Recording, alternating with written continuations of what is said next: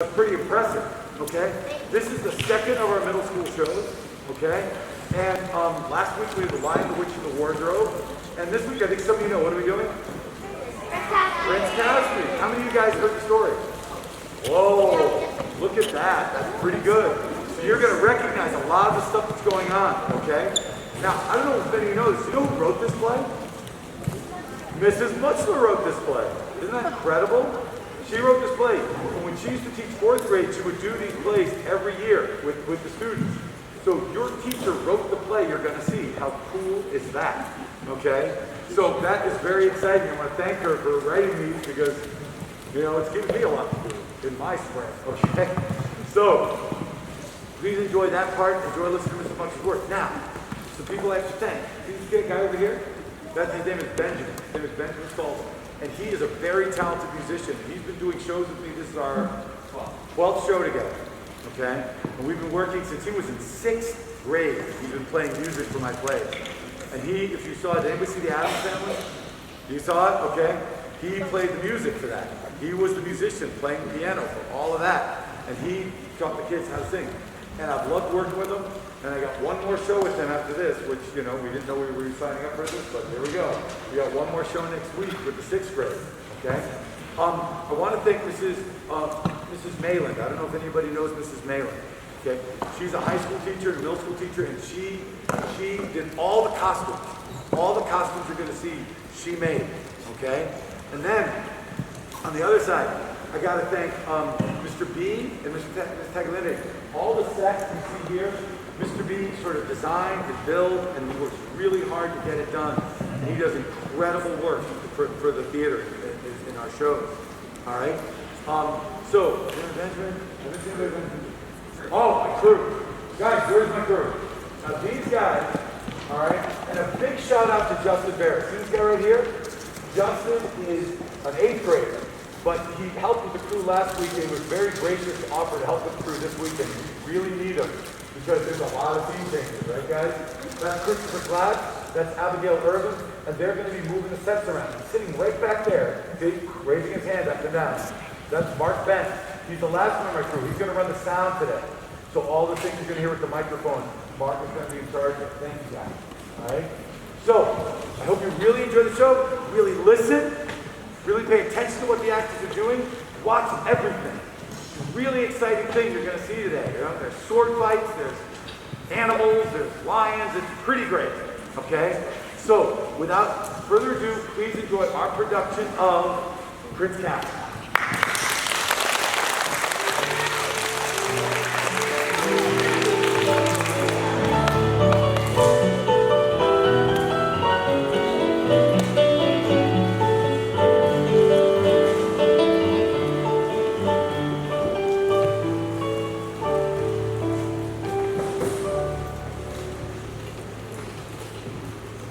Once, there were 4 children whose names were Peter, Susan, Edmund, and Lucy. And as it was told in the tale of The Lion, the Witch, and the Wardrobe, how they had a remarkable adventure. They had opened the door to a magic wardrobe and found themselves in the land of Narnia, where they became kings and queens and reigned for years and years. But when they came back through the door and found themselves in England once again, it had taken no time at all, and no one had even noticed that they had been gone. They never told anyone about their adventure, except for one wise grown-up. This had all happened a year ago, and now all 4 of them were waiting for the train to take them back to school again.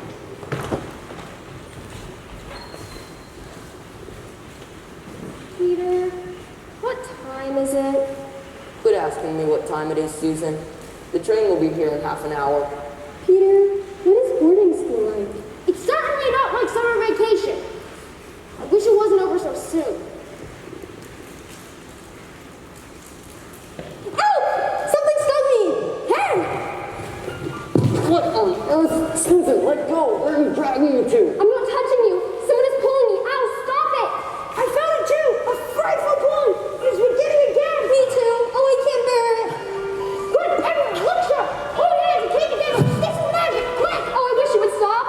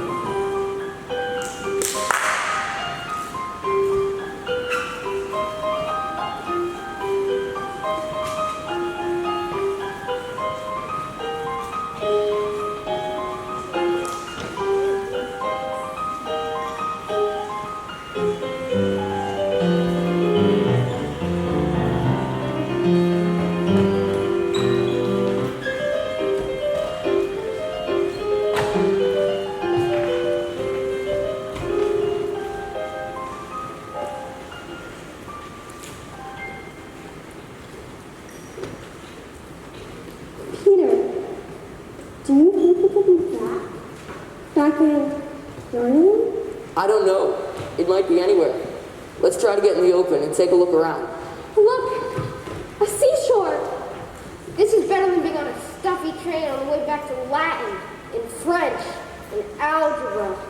It's like being shipwrecked. But it's so hot, and I'm thirsty already. We'll just go look for a stream of fresh water. Streams always come down to the sea. We'll just walk along the shore till we find one. Then we must explore the woods. Knights and hermits and people like that always seem to find roots and berries and things in the forest. At least we can get out of this hot sun.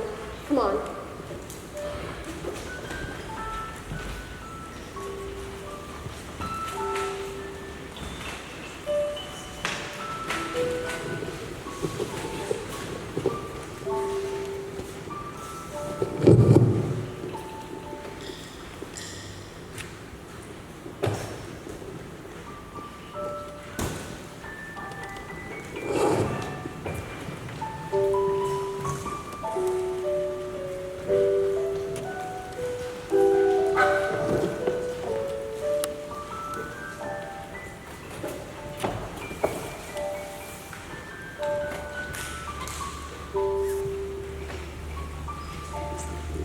So the four children trudged along the beach in search of water. They soon discovered a fresh water stream. They also discovered that they were on a small island. When they searched the woods, they found a large orchard of apple trees and feasted on the sweet, juicy fruit. At the edge of the orchard, they found themselves in a wide open place with high walls all around them, very old walls, broken down in places. It was a bright, secret, quiet place.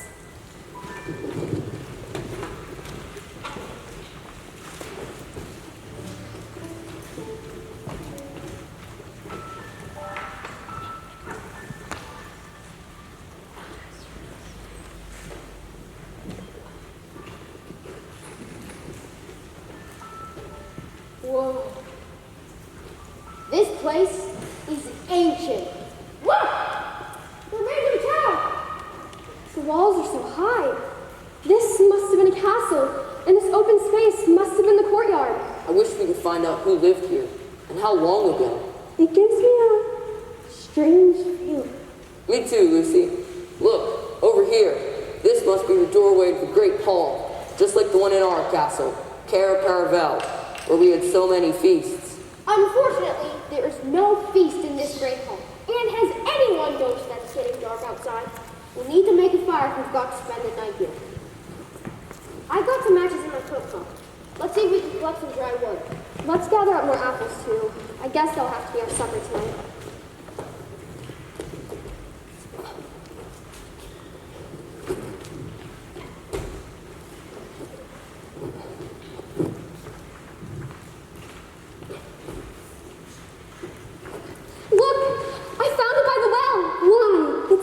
Like one of the golden chessmen we used to play with when we were kings and queens at Care Caravel. Now, it's about time we four started using our brains. About what? Have none of you guessed where we are?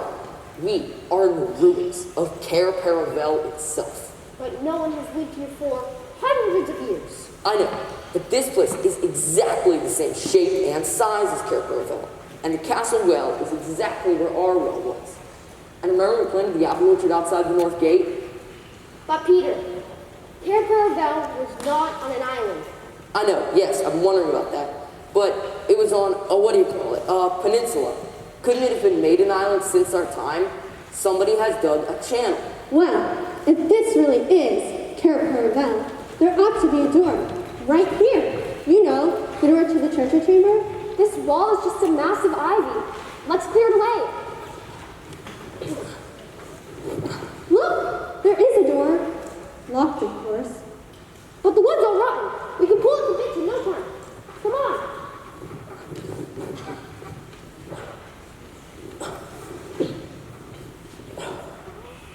Now for the torch.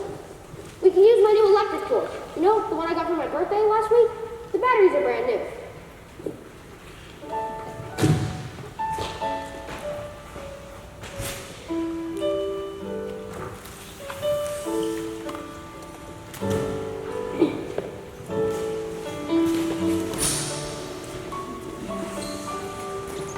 To the children's wondering alike, the treasure chamber still held the gifts from Father Christmas. Peter's sword, Susan's bow and quiver, and Lucy's magic cordial. Only Susan's magical horn was missing, because they had taken it with them the day they had gone back through the wardrobe to England. The next day, the children all felt that they simply must get off the island. But just as they neared the water's edge, they spotted a small boat with two soldiers holding a twitching bundle that moved as if it were alive. Suddenly, Peter realized that the soldiers had tied up a little dwarf and were about to toss him into the water. But Susan was quick with her bow. Her arrow hit one of the soldiers in the helmet, knocking him into the water. The other soldier jumped overboard and swam away. Peter and Susan hauled in the boat, lifted the dwarf out, and freed him from the ropes.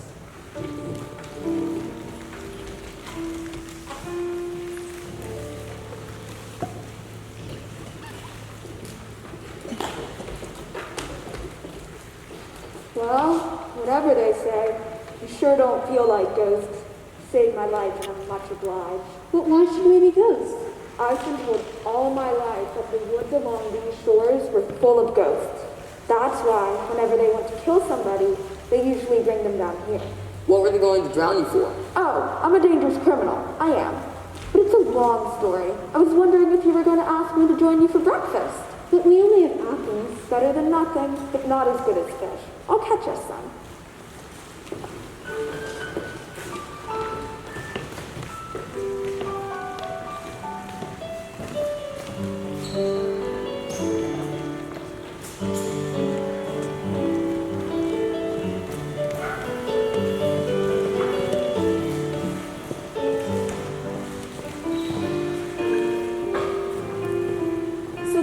The children went out in a boat and had an excellent catch of fish. They rowed up a little creek, got out to clean the fish, then headed back to the castle to cook them.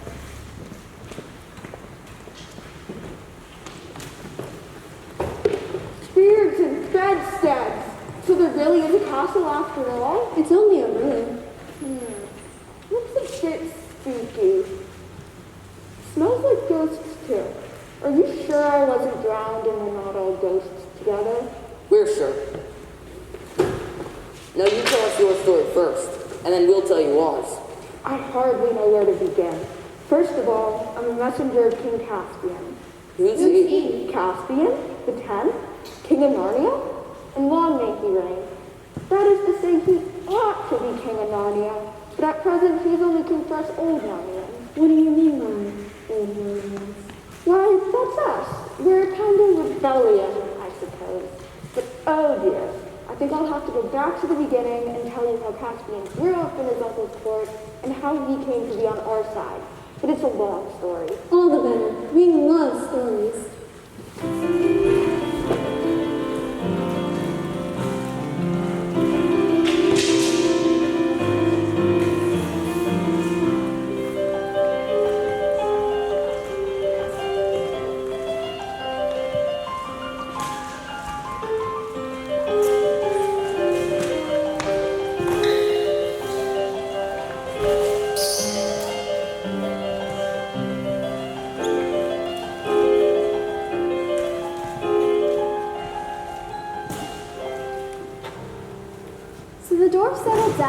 and told his tale, the tale of Prince Caspian, who lived in a large castle in the center of Narnia, with his uncle Miraz, the king of Narnia, and his aunt, the Queen of Prismia. Now it happened that Caspian's father and mother were dead, and he was cared for by his beloved old nurse, who told him stories.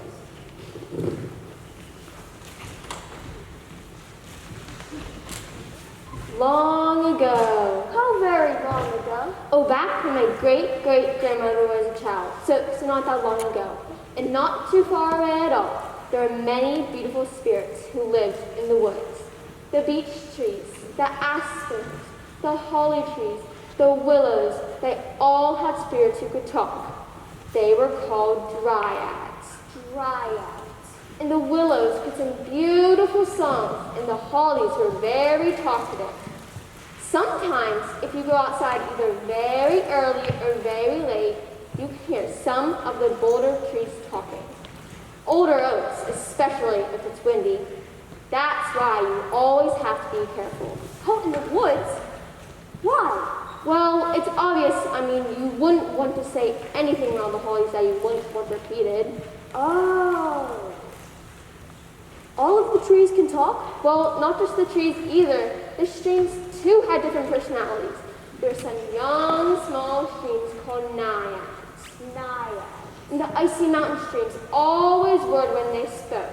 What sort of things would they roar? Well, I wouldn't want to repeat half of it. But back in the days when you could hear some of the trees whisper, you could hear the animals as well. I've heard several hedgehogs arguing over who owned the hedge, and mourning doves warning other birds about the feeding ravens. What other sort of creatures? No monsters. Well, I don't think we should talk about it so close to bed, but there are many fierce battles between the monsters and the dwarves and the Timlins, and the dwarves had to go underground.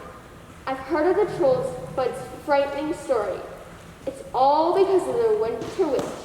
She called herself a queen, but she's no more a queen than I am.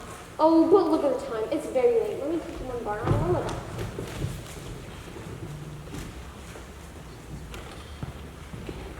Caspian didn't care much for his aunt and uncle, but every week Uncle Miraz would spend time talking with Caspian.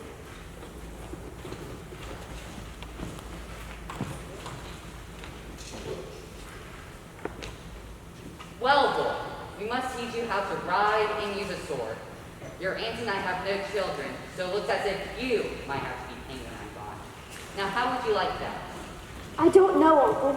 Don't know?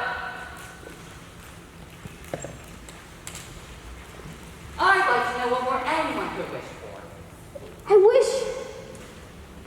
wish I could have lived in the old days. What's that? What old days? Oh, Uncle, don't you know? When everything was quite different. When the animals could talk, and the naiads and dryads lived in the streams and trees, and there were dwarves, and lovely little farms in the woods. That's all nonsense. For babies, you hear? You're getting too old for this sort of stuff.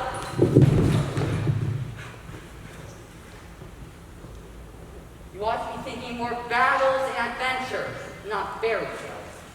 Oh, but there were battles and adventures in those days. Once, there was a white witch, and she made herself queen of all Narnia, and she made it so it was always winter. And then 2 boys and 2 girls came from somewhere, and they killed the witch, and they were made kings and queens of Narnia. And their names were Peter, Susan, Edmund, and Lucy, and they reigned for ever so long, and it was all because of Aslan. Who's Aslan? Oh, Uncle, don't you know? He's the great lion that comes from over the sea. Who's been telling you all this nonsense? Nurse. Never let me catch you talking about those silly stories again. There never were those kings and queens. How could there be 2 kings at the same time? There is no such person as Aslan. There are no such things as lions. There was never a time that animals could talk. Do you hear? Yes, Uncle. And I'll be sending for your nurse outlaws. No! No!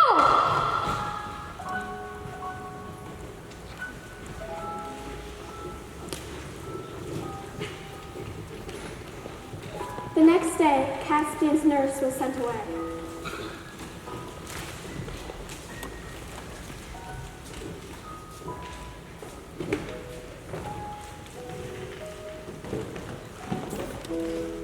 Caspian only thought about the stories of old Narnia more than ever. Soon a tutor arrived for Caspian. His name was Dr. Cornelius. Dr. Cornelius taught Caspian many things. Caspian was surprised to learn that his own ancestors were not native Narnians at all, but had come from the land of Telmar, far beyond the western mountain. His ancestor, Caspian I, had conquered Narnia long ago when there were very few men in Narnia. Caspian wondered who or what his ancestors had conquered, and began to think that Dr. Cornelius knew about the old stories too. Then, one night, Dr. Cornelius woke Caspian up in the middle of the night and took him to the top of the highest tower for a secret conversation.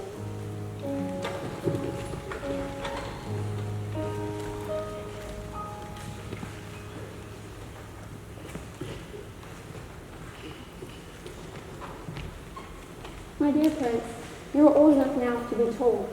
To be told what? That all you've heard about old Narnia is true.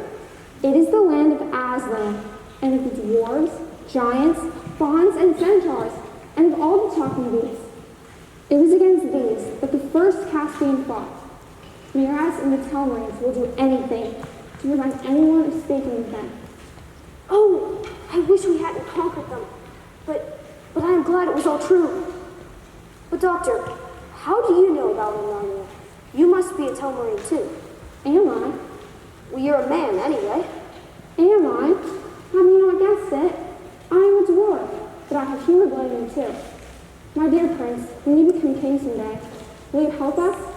I know you love the old things of Narnia, even if you are a Telmarine. I do. But how can I help? You can be kind to the poor half-dwarf people like myself. You could find wise magicians to turn away the trees once more. You could search through all the wild places of the land to see if any fauns or giants or talking beasts are still alive in hiding. Do you think there are any? I don't know. I have been searching for them all my life. At least you can try to be a king, like High King Peter, and not like your brother. That's true. About the kings and queens and the White Witch too? Of course it's true. That was the golden age of Narnia. They lived in the castle of Cair Paravel, down at the mouth of the great river on the seashore. You mean down in the Black Woods? Where the ghosts live?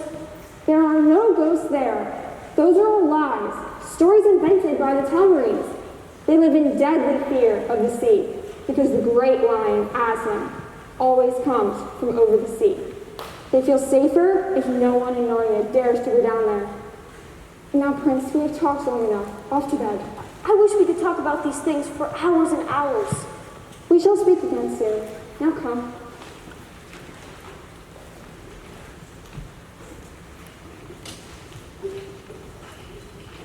After this, Caspian and Dr. Cornelius had many more secret conversations about old Narnia, and Caspian dreamed about the old days more than ever. Then, one night, after some years had passed, Caspian was awakened once more in the middle of the night.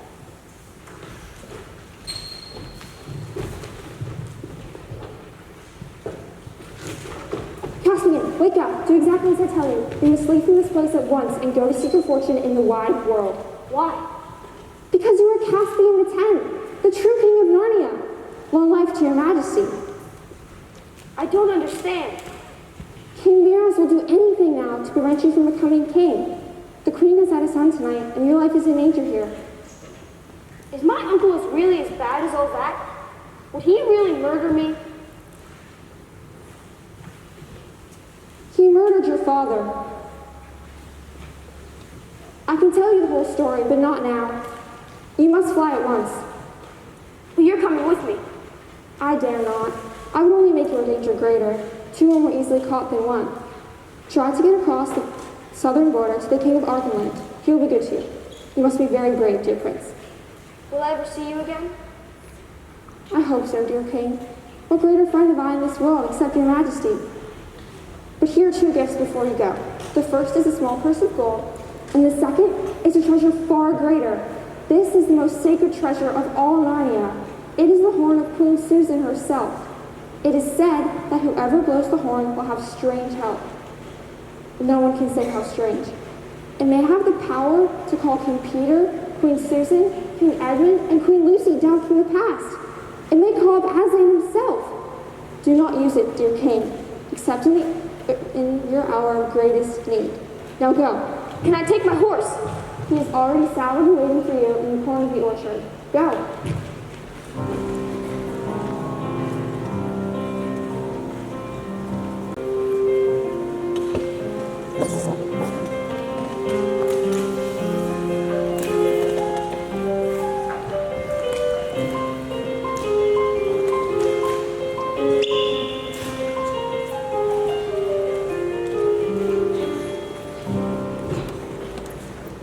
All through the night, Caspian rode, brave and happy to think that he was King Caspian, riding to seek adventure with Queen Susan's magic horn at his side. But when morning came, he saw how large and strange the world was, and felt frightened and small.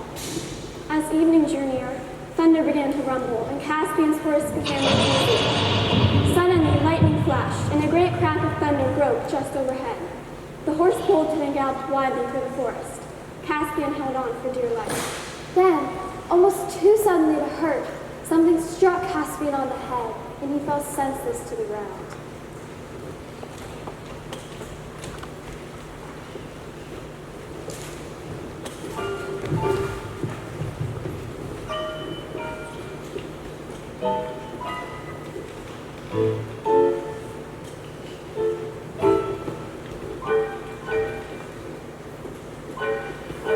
We must decide what to do with it before it wakes up. I say kill it. It would betray us. For shame, Knickerbock. We can't kill it now. Not after we've taken it in and bandaged up its head and all. It would be murdering a guest. Gentlemen, whatever you do with me, I hope you will be kind to my poor horse. Your horse ran away a long time ago. Where am I? And who are you? You're I'm a badger, I am. My name is Truffle Hunter. and you must be dwarves. I've been looking for people like you all my life. Oh, you have you? Well, we certainly can't let it go on to betray us all. We'll just have to keep a prisoner for life. Knickerbock, it isn't the creature's fault that it bashed its head against a tree outside our home. And I don't think it looks like a traitor. But I don't want to go back. I want to stay with you. Even if I wanted to, I can't go back. The king wants to kill me. Why? What have you done? Well, he's my uncle. What did I tell you? He's a Telmarine and heir to our greatest enemy. It would be madness to let this creature live. Now, once and for all, Knickerbock, will you control yourself or must Truffle Hunter and I sit on your head? All right, tell us your story, but be quick about it. Well, to make a long story short, my uncle Miraz killed my father, Caspian the Tender, and calls himself King of Narnia. Now, he wants his own newborn son to be king after him. Because, you see, I am Caspian, the true king of Narnia. The true king? Coming back to true Narnia? I say great good will come of this. As long as you'll be true to old Narnia, you shall be my king. Long life to your majesty. You want to give old Narnia over to humans? I didn't say that. It's not men's country, but it is country for men to be king of. Why? Wasn't the High King Peter a man? You believe all those old stories about the High King Peter and the rest? As firmly as I believe in Aslan himself. Who believes in Aslan these days? I do. Especially now that I've found him. We must take him to meet the others. I still say that he will betray us all. Mark my words.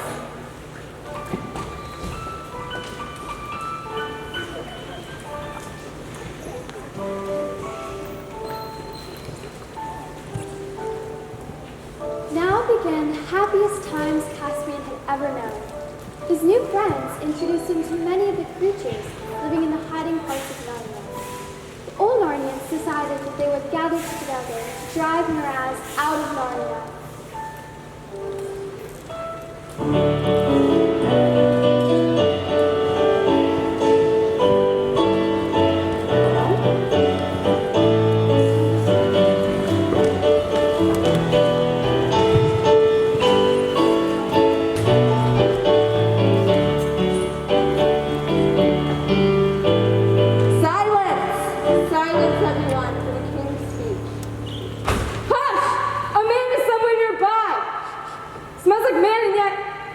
brave man.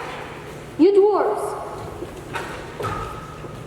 go softly off to meet it, but do not shoot it if it is alone. Why not? Do as you're told.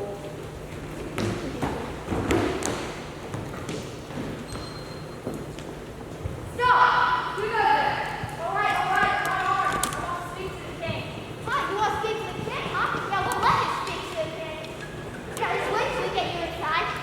We'll master sniding in onto the pole. We'll hang your head on our wall for a decoration. We'll try to prison and then feed your body to... Dr. Cornelius, let him go. This is my greatest friend. He saved my life. Hurrah! And whoever does not like his company may leave my army at once. Dear Dr. Cornelius, how did you ever find us? By a little simple magic, but there is not time to talk of it now. We must all fly from this place at once. Miraz and his army are on the move. What? Before midday tomorrow, you will be surrounded. You have been betrayed. Betrayed? By whom? By your horse. The poor creature knew no better. Of course, you went back to his stable in the castle, and then the secret of your flight was known, and Miraz sent out tracking parties. We found the tracks of many small creatures in the nearby woods. Then he knew that old Narnia is not so dead as he had hoped, and he is prepared for battle. Hurrah! Let them come. All I ask is that the king put me and my people in the front. What on earth? By the lion, it's a mouse. Senor Mouse, I am honored by meeting such valiant beasts. My friendship you shall have, my man, and any dwarf or giant in Caspian's army who does not confuse his language shall have my sword. Enough of this foolery. What are our plans? Battle or flight? Well, I don't like the idea of running away. But why should we stay and let Miraz choose our position? We should find a strong place to defend. Your Majesty, and all you creatures, we must fly east to the Great Woods. The Telmarines hate that region. We must set up our defenses on the edge of the Great Woods at Aslan's House. Aslan's House? What's that? It is a huge mound, all hollowed out with passages and caves. It is a mound which was raised by very ancient Narnians in very ancient times, where once stood, and perhaps still stands, a very magical stone. There is room inside the mound for all of our supplies, and at a pinch, we can retreat into the mound itself, or we will be beyond the reach of every danger except failure. Then let's be off to Aslan's House.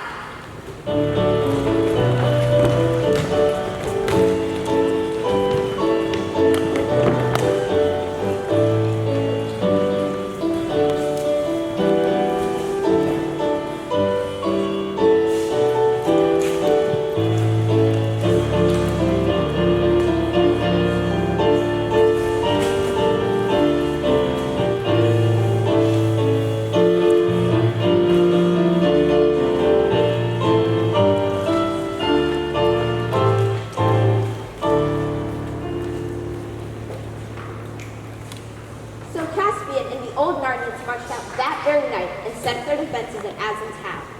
King Miraz and his army followed close behind and soon arrived at the edge of the Great Woods.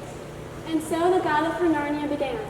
On most days there was fighting, and sometimes by night as well. On the whole, Caspian's army had the worst of it. At last there came a night when everything had gone as badly as possible. And in the secret and magical chamber at the heart of Aslan's Howl, where the stone table itself stood, King Caspian and his friends held a council.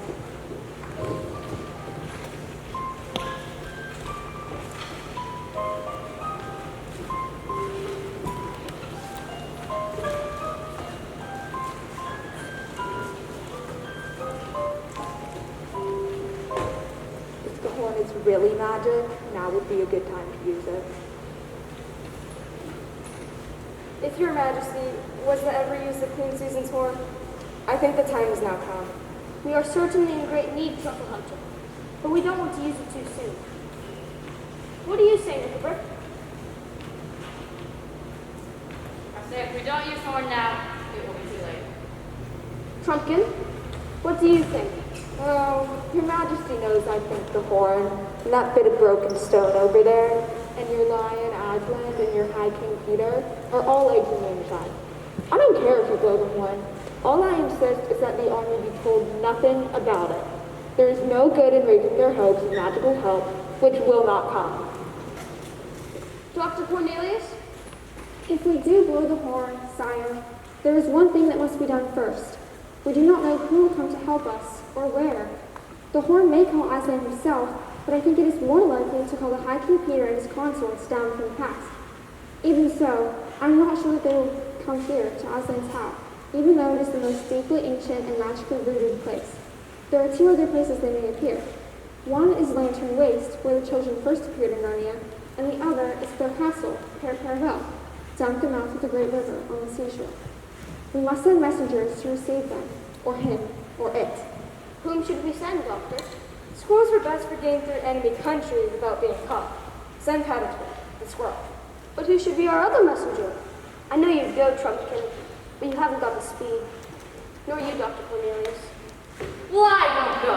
With all these humans and beasts around, I will stay here to make sure that the doors are fairly clear.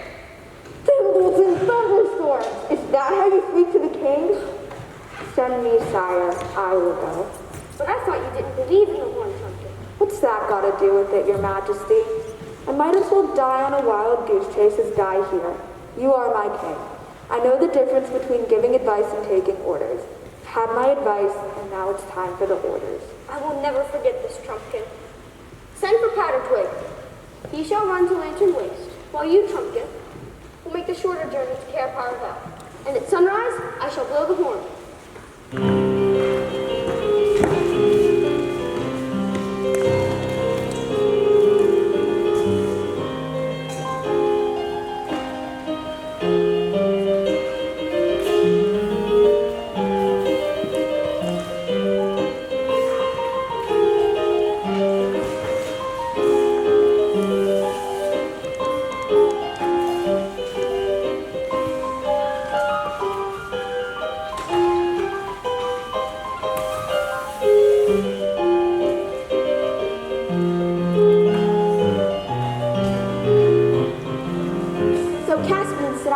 So Trumpkin set off before dawn for Cair Paravel. At sunrise, Raz and his army attacked, so Caspian was forced to blow the horn later than he had planned. The next morning, Trumpkin was captured and brought down to the Great Wood to be executed.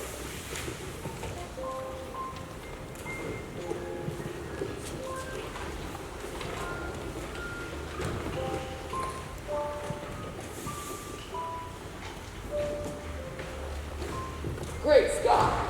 So it was your own horn, Susan, that dragged us off the platform yesterday. Meanwhile, I suppose I better go back to King Caspian and tell him that no help has come. No help? But the horn worked. We're here. Yes, to be sure, I guess so. But don't you see who we are? You are stupid. I suppose you are the four children out of the old stories, and it's really interesting, and it's been very nice to meet you. But you mean King Caspian was expecting, kind of, see what I mean, help. We're awfully fond of children, but we're in the middle of a war. I'm sure you understand. You mean you think we're no good? Now don't be offended, my dear little friend. Little, coming from you, that is a bit much. I suppose you don't believe we won the Battle of Baruna? Now, there's no good losing our tempers. I've got an idea.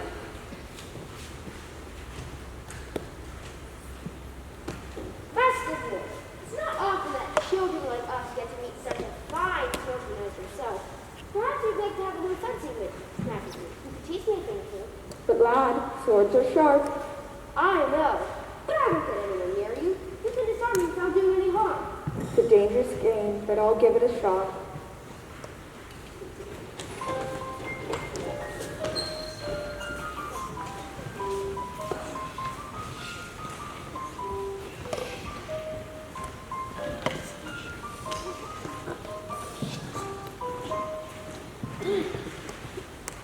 So Edmund and Trumpkin had an exciting fencing match, with Edmund the winner. Then, Susan challenged Trumpkin to a bow shooting contest. Trumpkin's arrow passed close by the tiny apple they had chosen as a target, but Susan's arrow hit the apple squarely. Finally, Lucy cured Trunkin's wounded shoulder with a drop from her magic cordial.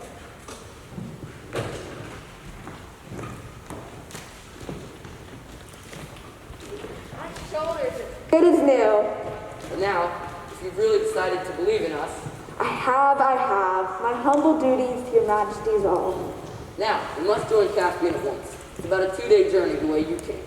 Look, there's no need going the way our dear little friend came. Dear little friend, no more of that, your majesty, if you love me. Okay then, I'll just say DLF. Edmund, don't keep on him like that. That's all right, lass. I mean, your majesty. I started it. As I was saying, if we head south to Glasswater Creek, then row up the creek, that will bring us behind the hill to Stone Table. If we start now, we can be at Glasswater before dark, catch a few hours of sleep, and be with Caspian in the morning. We'll have to bring some apples with us. Maybe our dear little friend, I mean, our DLF, has a pocket or two for some apples. Yes, your DLF does have some pockets. Everyone ready? Let's be off.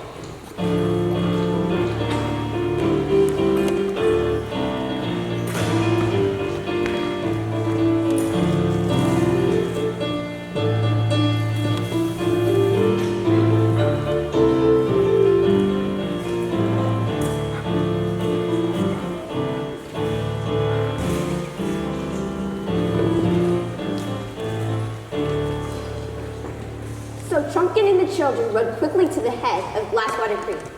Twilight was coming on as they rode slowly up the winding creek. It grew strangely quiet as the sound of the sea died away behind them. At last they went ashore, exhausted, and fell asleep at once. Early the next morning, the group continued their journey on foot. They were looking for a small river, the Rush, which they would cross, then strike uphill for the stone tables. But instead of finding the Rush, they soon found themselves on the edge of a gorge with a river far below. The cliff on the other side of the river rose even higher, and they could see no way to get across.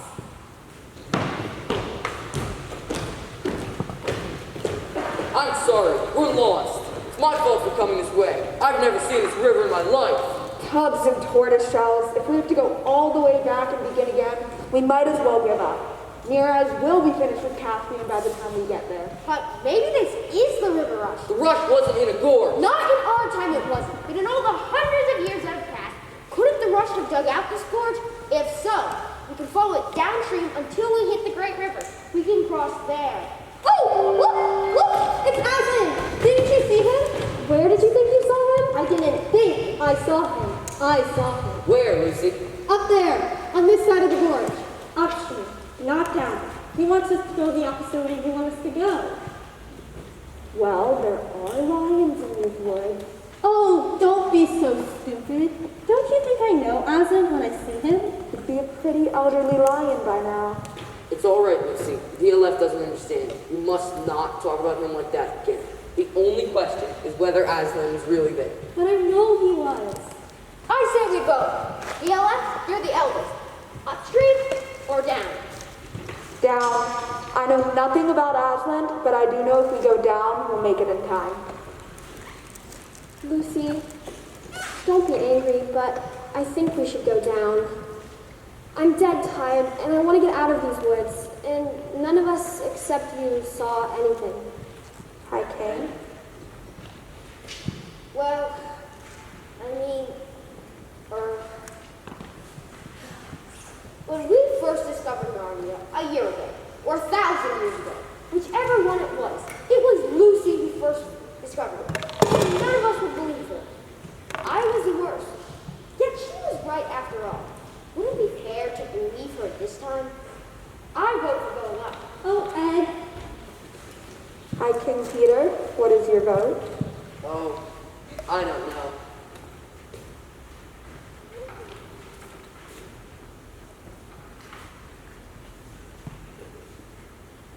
Down. I know Lucy may be right after all, but we have to do one or the other. Come on.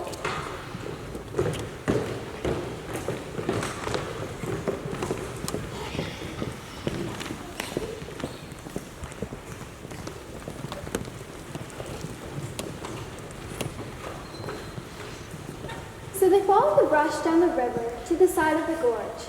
Finally, they met the place where the rush met the great river. They could see the bridge of Corona, where they would finally be able to cross. But suddenly, a swarm of arrows whizzed all around them. They were forced to run back uphill, back over the ground they had already traveled. Oddly enough, as they toiled back up the gorge, everyone actually felt more cheerful. Finally, they reached the place where Lucy had seen Aslan and fell asleep.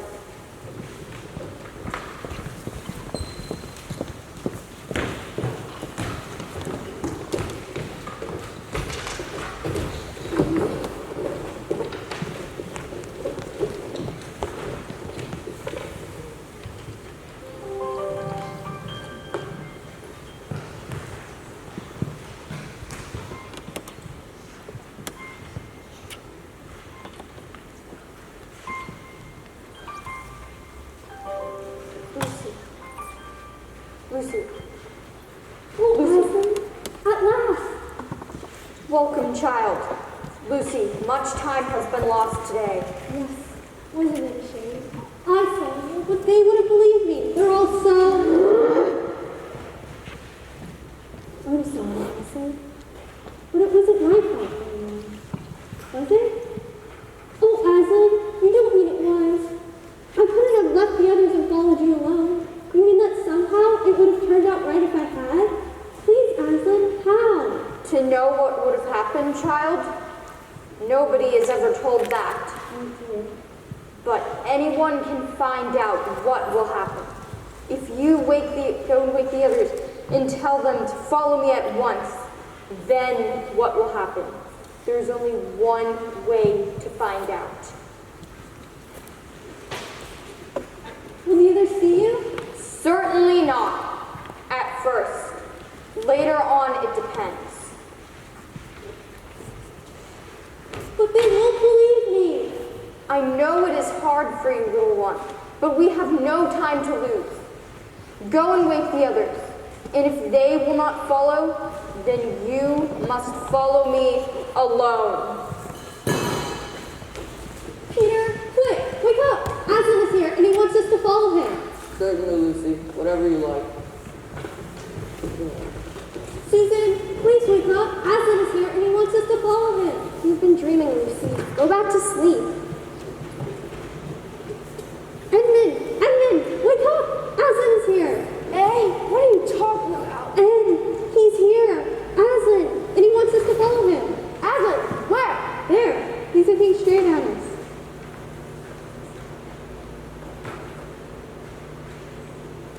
Then why can't I see him? He said you might not be able to. Why not? I don't know. That's what he said. I wish you wouldn't keep on seeing things, but I suppose we'll have to wake the others.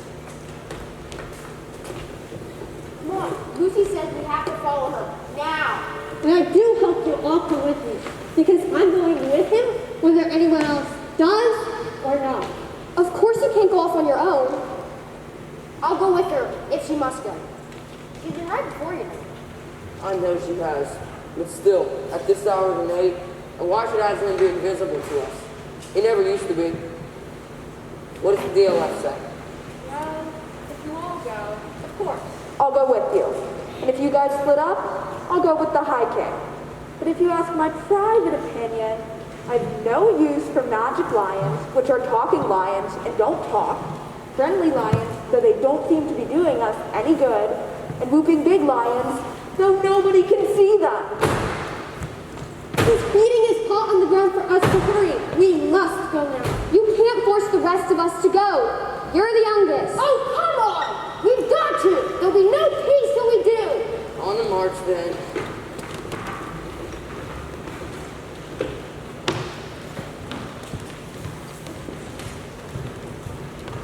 So Aslan led them down a steep, narrow path into the gorge and across the rush. At first, the others had only Lucy's directions to guide them, for Aslan was not only invisible, but silent as well. But before long, Edmund and Peter could see Aslan as he led them up the gorge. Then, as he led them out of the gorge, Susan and Caspian could see him as well. They followed him the last half mile to the edge of the hill of the stone table. There, Aslan stopped and turned to face his followers.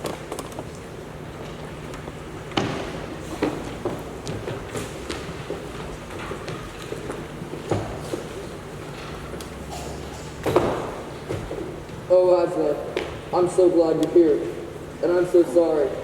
I've been leading you wrong ever since we started. My dear son.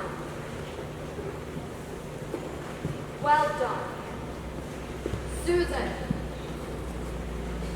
You have listened to your fears, child. Come here. Forget your fears. Are you brave again? A little, Aslan.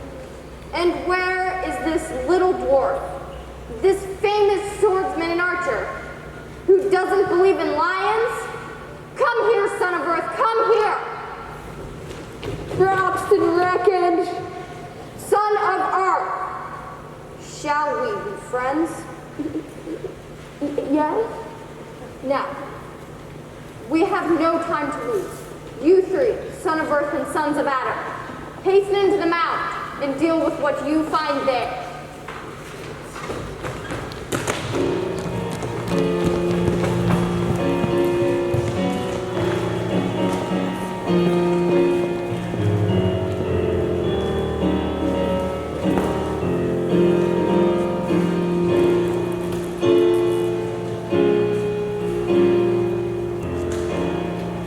So the girls, standing close beside Aslan, watched until the three were out of sight.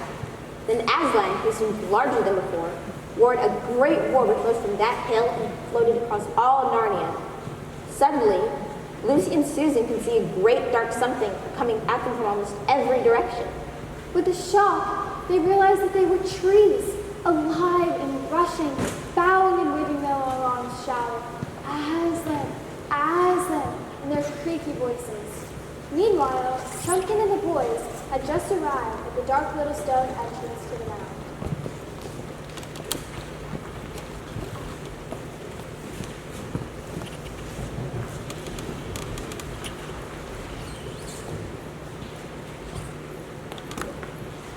Who goes there? Drunken, bringing the High King Peter out of the far pass. At last, at last. DLF had better leave. We don't know our way around this place.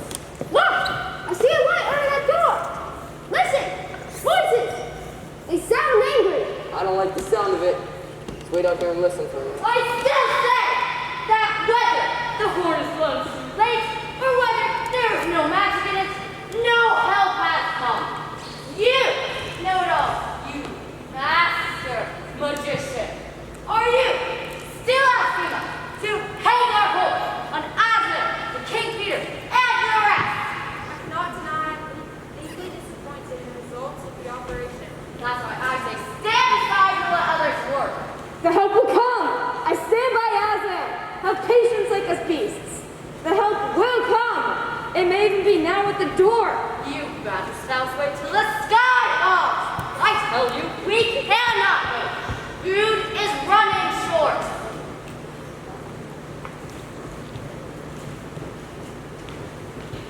What is it you keep hinting we should do? We have tried before, and it has failed. If there ever was a High King Peter and his rest, then either they have not told us, or they cannot talk, or they are our enemies. Or they're on the way! You can go on saying that Tilmirus has fed us to the dogs, but the stories are told of other times besides the ancient kings and queens. Let us hold up. Whom do you mean? I mean a power so much greater than Aslan that it held Narnia spellbound for years and years. The White Witch? Yes, Simon the Witch. Don't take fright at the name as if you were children. We want power on our side. Don't the stories say that the White Witch defeated Aslan and killed him on that very stone table right here? But they also say that he came to life again! Yes, they say. But you'll notice that we hear precious little about him afterwards. How do you explain that if he really came back to life? He established the kings and queens. A king who's just won a great battle can't usually establish himself without the hope of a performing lion. How dare you! And anyway, the kings and queens made it out of the story too. But the witch, now she ruled for 100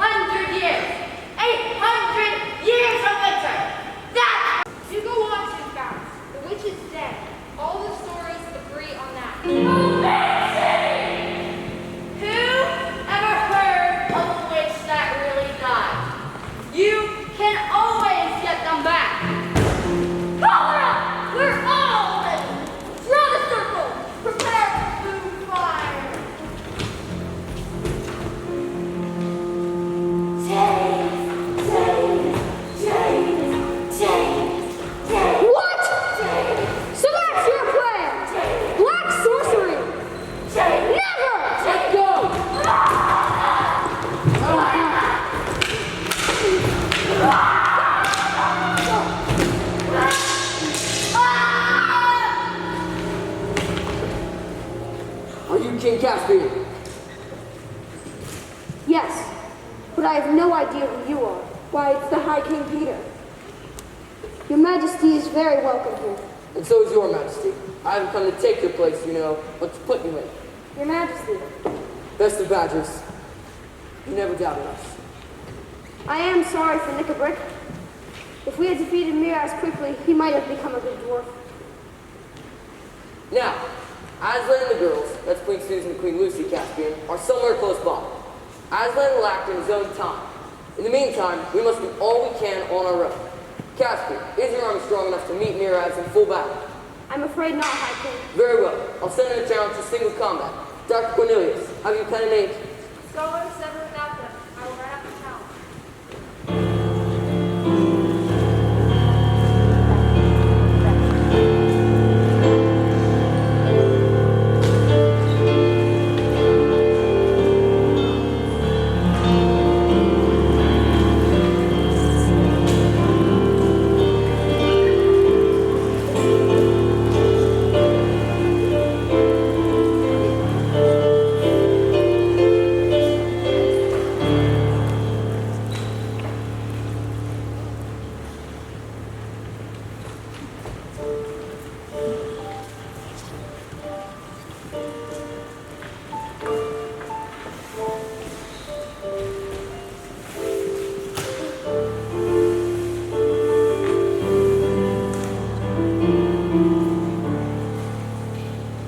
So the challenge to single combat was delivered. Of course, it was not sensible for Miraz to accept the challenge, because his army was much stronger than Caspian's army anyway. But two advisors to Miraz, who hated him and wanted to rule Narnia themselves, made Miraz look like a coward if he did not accept the challenge. The combat between Peter and Miraz was set for 2 o'clock.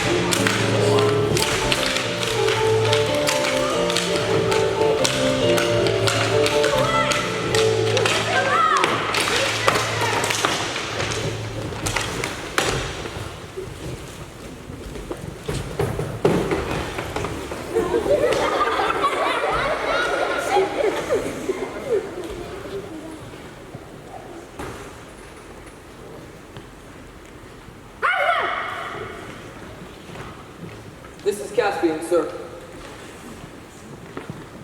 Welcome, Prince. Do you feel yourself sufficient to take up the kingship of Narnia? I don't think I do, sir. I'm only a kid. Good. If you had felt yourself sufficient, it would have been proof that you were not. Therefore, under us and under the High King, you shall be King of Narnia, Lord of Paravel, and Emperor of the Lone Islands. Your coronation shall take place. But what have we here? Lucy? He's still breathing, Aslan, but he's more dead than alive. Quick, Lucy, your cordial.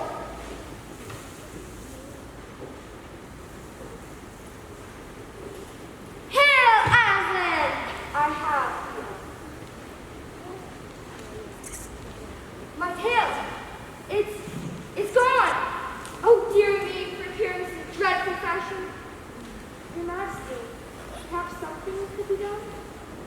But what do you want with the tale? Sir, I can eat and sleep and die for my king without one. But a tail is the honor and glory of a mouse. My little friend, I have always wondered whether you do not think too much about your honor. However, not for the sake of your dignity, Reaper-Chief, but for the kindness your people showed me long ago when they ate away the cords that bound me at the stone table, you shall have your tail again. Sir, I would like you to meet two of my dearest friends. This is Dr. Cornelius. He taught me to believe in you. Aslan, all that I have hoped and dreamed has come true. Well done, my son. You have not believed in vain. And this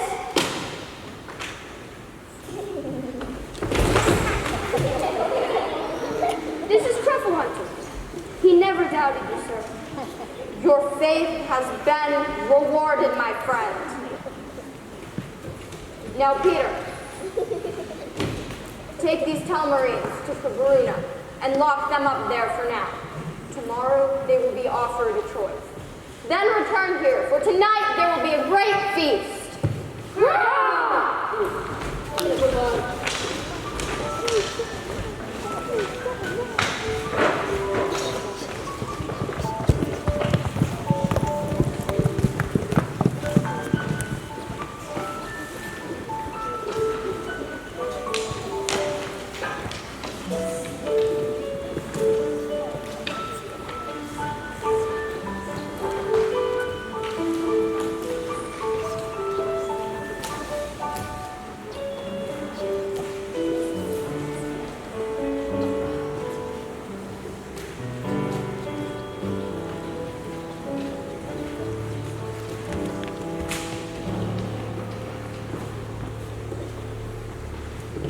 Day, messengers were sent all over Narnia with a proclamation to the Telmarines.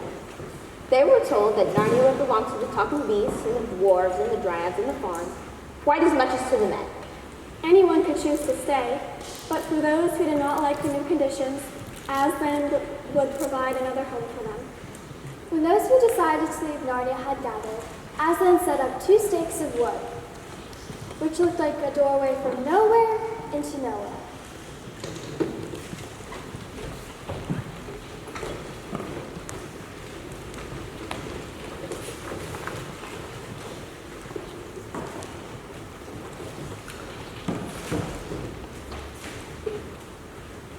Men of Telmar, you who seek a new land, I will send you all back to your own country, which I know and you do not.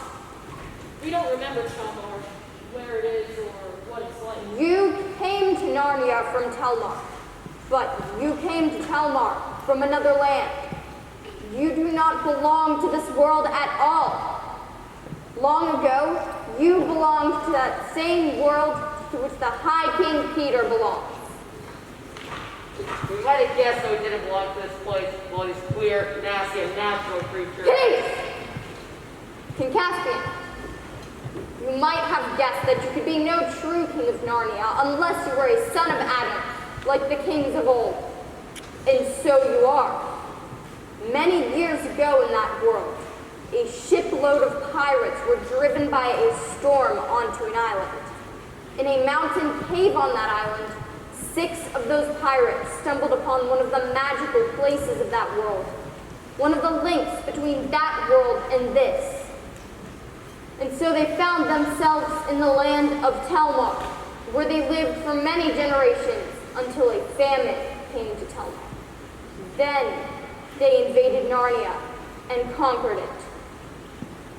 And now, will you go back to that island in the world of men? The other men of that world have not discovered it yet. And there is fresh water and fruitful soil and many fish. But this I warn you, that once you have gone, the door between worlds will be closed forever. Well, I'll take that offer. Well chosen. And because you have spoken first, your future in that world shall be good. Go forth.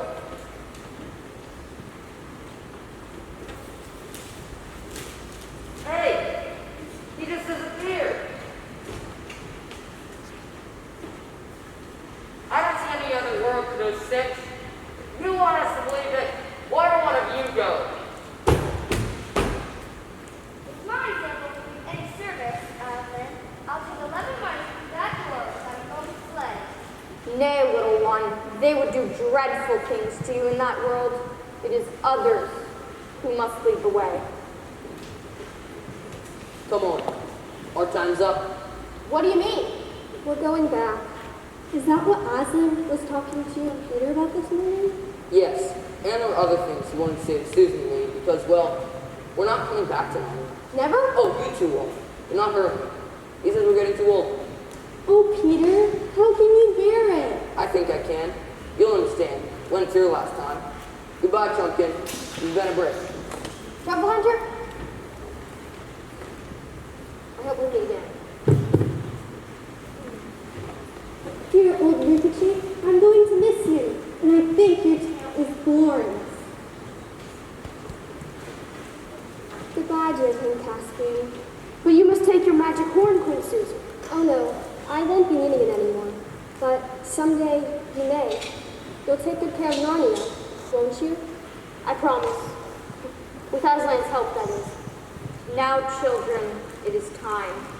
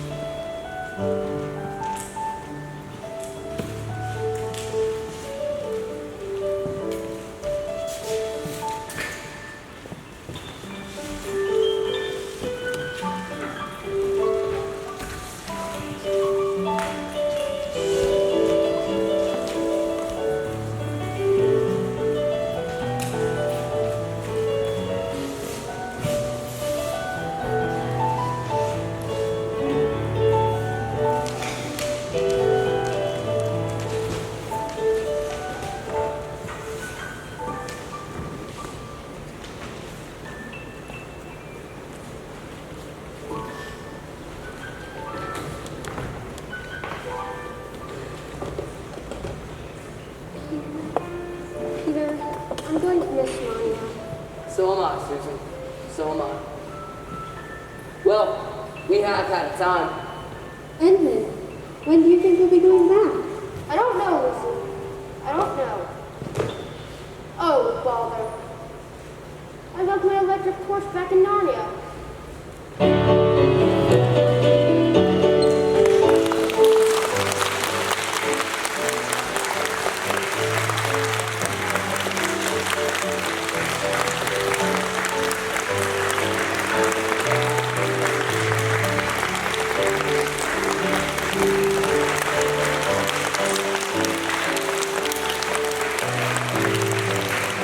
Thank you.